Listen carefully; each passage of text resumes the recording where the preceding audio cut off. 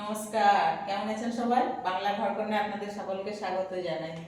তো অনেক দিন পরে বন্ধুরা আজকে আমি রান্না বান্না বন্ধুরা আজকে রুটির বদলে অন্য একটা রেসিপি বানাচ্ছি। তোমাদের দেখাই চলো। তো এখানে এই যে ডিম আমি ফেটিয়ে নিয়েছি, আর এখানে এই যে ময়দাটা আমি গুলবো, ময়দাটা আর ডিমটা একসাথে করব, তারপরে এইগুলো সব দেবো। মানে এখানে আছে ধনেপাতা কুচি, গাজর কুচি, পেঁয়াজ কুচি, এখানে আছে কাঁচা লঙ্কা কুচি। তো এইগুলো সব দিয়ে এটা মাখবো, মেখে মানে ওই গোলা রুটি যেরকম হয় সেরকম ময়দাটা আমি মেখে নিচ্ছি।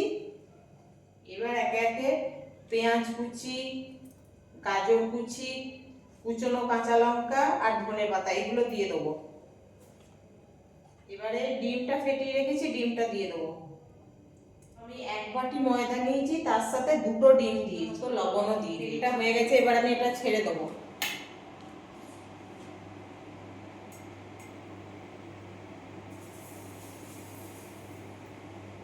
একটু চাড়িয়ে দেবো।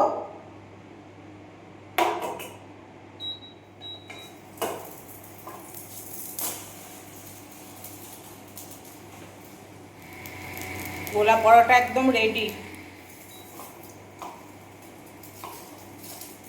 গোলা পরোটা আমার রেডি বন্ধুরা।